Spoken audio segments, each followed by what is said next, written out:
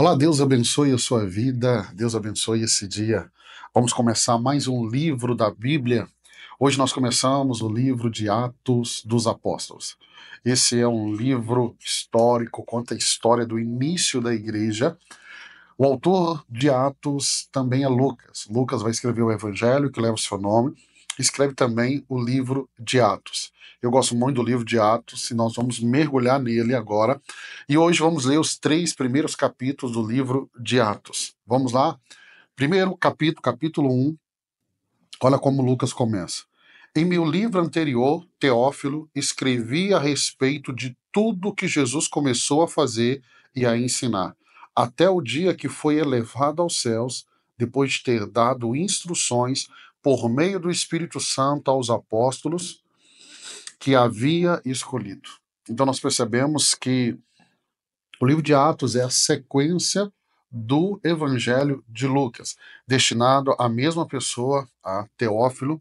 Se o Evangelho Lucas trouxe um relato detalhado da vida de Jesus, agora nós vamos ver um relato detalhado da subida de Jesus, da descida do Espírito Santo e do início da igreja. Vamos lá, o capítulo 1 fala da ascensão de Jesus e a escolha de Matias para substituir Judas, que traiu Jesus. Então vamos lá, o verso 1 ao 5. Nós temos a introdução aqui. Essa introdução, além de ser a introdução do livro, nós temos aqui a promessa do Espírito Santo. Lucas começa relembrando que no seu evangelho ele trouxe um relato, um registro de tudo que Jesus começou a fazer e ensinar, e como Jesus instruiu os discípulos a aguardarem em Jerusalém pela vinda, pela descida do Espírito Santo. Lembrando que João Batista, ele foi muito claro quando ele diz: eu batizo com água, mas aquele que vem após mim é maior do que eu, ele vos batizará com o Espírito Santo, ele vos batizará com fogo. Então é essa promessa aqui da descida do Espírito Santo que Lucas logo no início já começa a trazer para nós. Versos 6 ao 11, nós temos a ascensão de Jesus. Aqui nós temos um melhor, não diria um melhor relato, mas um relato mais detalhado, está aqui no livro de Atos. Os discípulos vão perguntar a Jesus sobre a restauração do reino de Israel. Essa pergunta dos discípulos mostra que até aqui eles ainda estão pensando numa restauração política do reino de Israel. Jesus responde que os tempos eles são uma prerrogativa do Pai. Mas a promessa de Jesus é que eles receberão poder ao descer sobre eles o Espírito Santo. E eles serão testemunhas até os confins da terra. Então eles serão testemunhas em Jerusalém, Judeia, Samaria e até os confins da terra. Jesus aqui é levado aos céus e 2 anjos confirmam sua segunda vinda. Então os anjos vão dizer, assim como Jesus subiu, ele também descerá. Eu e você, que somos igreja, que temos Jesus no coração, assim como o Espírito Santo, nós clamamos, Maranata, ora vem, Senhor Jesus. Nós acreditamos na segunda vinda de Jesus, onde ele vai vir buscar a sua igreja, os salvos. Verso 12 ao verso 26, nós temos aqui a escolha de Matias. Os discípulos, com Maria, mãe de Jesus, e os outros, eles vão perseverar em oração no cenáculo. É um grupo de 120 pessoas, e aí Pedro se levanta e ele propõe que alguém substitua Judas. Judas, que foi o traidor, que logo depois vai se enforcar, e aí a escolha recai sobre Matias, que é eleito para completar o grupo dos 12 apóstolos. Nós temos aqui Pedro colocando a condição que o escolhido deveria ter acompanhado todo o ministério de Jesus. E Matias, ele é escolhido, e Matias, ele vai assumir o lugar de Judas. Muitos vão dizer, e aí alguns estudiosos vão falar, que essa escolha de Pedro foi precipitada, porque a escolha de Deus seria o apóstolo Paulo, que nós vamos ver aqui no livro de Atos, capítulo 9, a sua conversão. Eu gosto muito de dizer, está aqui na Bíblia. A Bíblia está aqui registrado que Matias foi escolhido. Foi escolhido e o critério é aquele que estava desde o início do ministério de Jesus. Então, os 12 ali, que agora são completados com a presença de Matias, todos eles acompanharam o ministério terreno de Jesus. Paulo, nós não temos dúvida que foi uma escolha de Deus, uma escolha de Jesus, e Paulo também enxergamos o ministério apostólico dele, mas Paulo não andou com Jesus. A experiência de Paulo foi com Jesus ressurreto.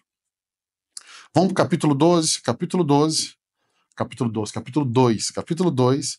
Nós temos aqui o Pentecoste e o primeiro sermão do apóstolo Pedro. Verso 1 ao 13, nós temos aqui a descida do Espírito Santo no Pentecoste.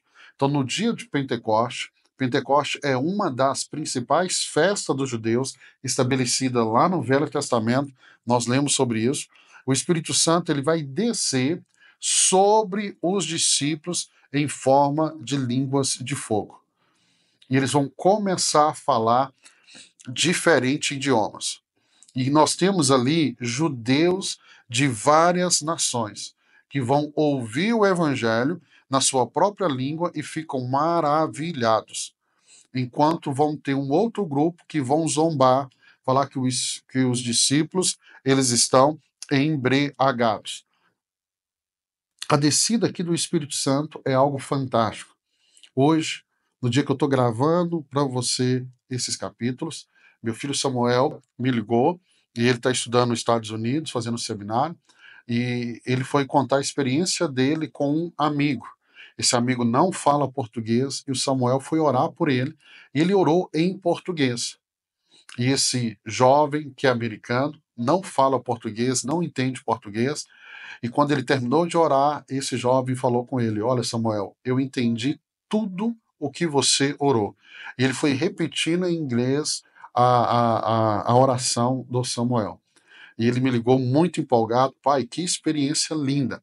É isso que está acontecendo aqui no livro de Atos.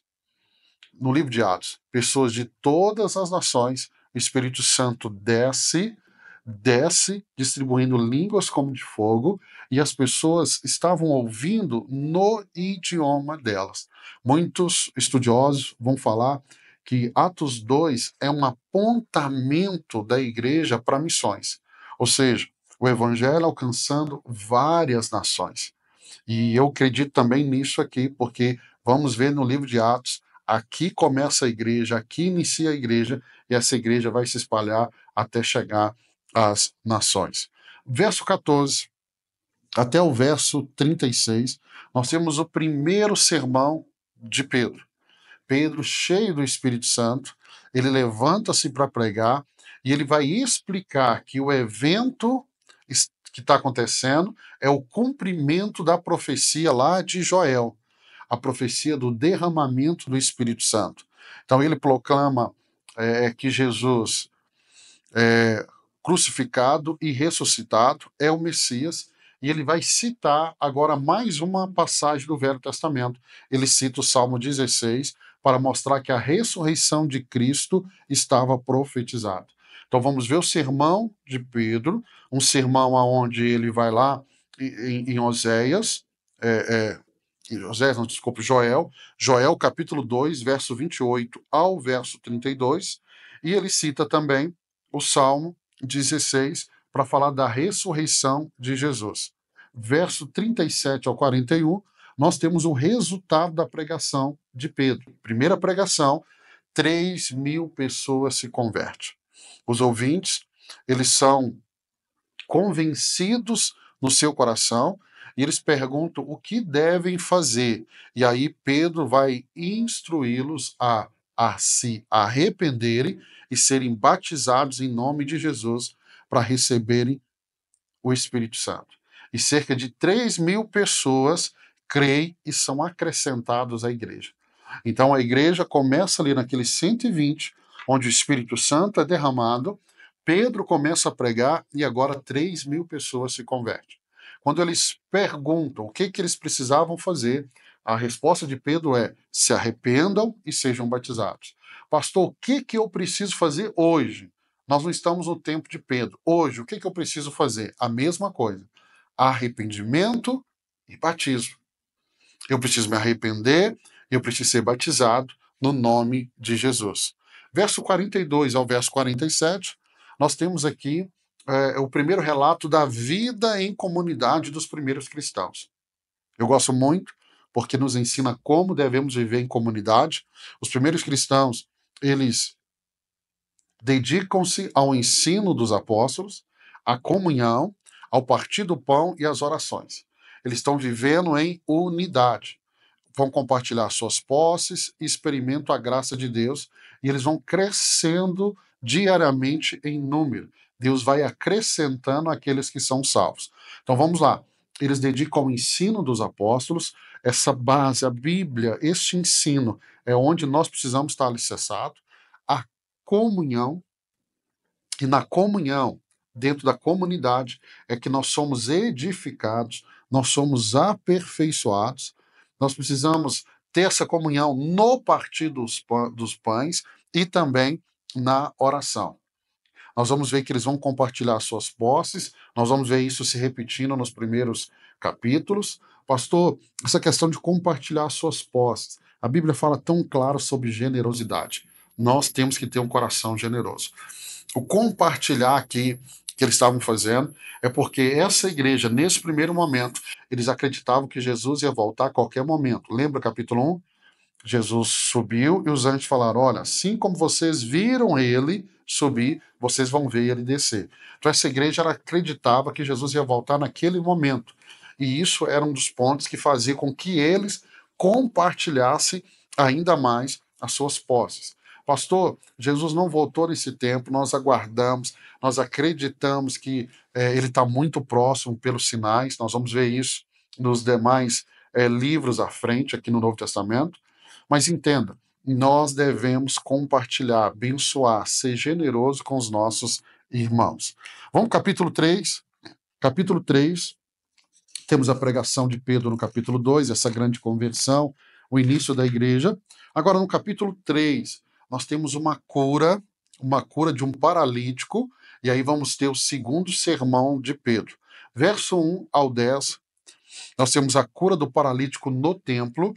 Pedro e João vão ao templo para orar, e quando eles estão entrando pela porta chamada Formosa, temos um homem paralítico, coxo, e eles estão pedindo esmola. Ele vai olhar para Pedro, vai pedir esmola, e Pedro vai declarar que ele não tem ouro, ele não tem prata, mas o que ele tem, ele está dando àquele homem. E ele segura ele pela mão e diz: em nome de Jesus Cristo, levanta e anda. E aquele paralítico, aquele homem é curado. E esse homem vai levantar e vai começar a louvar a Deus, e todos vão ficar admirados. Capítulo 2, o Espírito Santo desceu. O Espírito Santo desceu e Jesus diz que quando o Espírito Santo viesse, eles seriam cheios do poder de Deus. E agora nós estamos vendo esse poder se manifestando.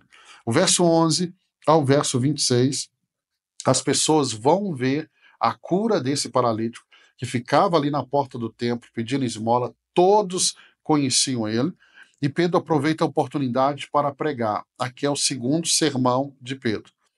Ele vai atribuir o milagre a Jesus, a quem eles haviam crucificado, e Pedro o chama para o arrependimento, e ele aponta para a promessa de restauração que virá com a segunda vinda de Jesus. Verso 17 ao 26, nós vamos ver uma ênfase muito forte na profecia e no arrependimento. Pedro vai explicar aqui que a ignorância levou os judeus a crucificarem Jesus, mas que isso cumpriu o plano de Deus. E Pedro continua, e ele vai conectar eventos às profecias de Moisés e dos profetas, declarando que Jesus é o profeta prometido e que, ao se arrependerem, poderão experimentar tempos de refrigério. Olha o verso 19 do capítulo 3. Arrependei-vos, pois, e convertei-vos, para serem cancelados os vossos pecados, a fim de que, da presença do Senhor, venham tempos de refrigério. O que o Pedro está citando aqui é Isaías 35:6, que fala da profecia de que os coxos saltarão como servos. Deuteronômio 18, verso 15 a 19, Moisés profetiza sobre o profeta semelhante a ele que viria. Então, capítulo 3, ele é esse desafio para vivermos com compaixão e ousadia. Porque Pedro e João tiveram compaixão daquele paralítico e tiveram ousadia. Pedro teve a ousadia de estender as mãos e orar para ele ser curado. E a cura desse paralítico não trouxe apenas transformação na sua vida, mas ele abriu a porta para que o evangelho fosse pregado. Então, esse é o caminho que Deus deseja para a nossa vida. Aquilo que Deus vai fazer em nós e através de nós não é só para nós, mas é para que seja uma porta para que o evangelho seja pregado. Terminamos os 3 primeiros capítulos aqui do livro de Atos, esse livro maravilhoso. Essa vai ser uma leitura muito gostosa, muito prazerosa, e nós vamos caminhar juntos. Amanhã, se Deus permitir, nós estaremos aqui juntos para ler mais 3 capítulos do livro de Atos. Deus abençoe a sua vida.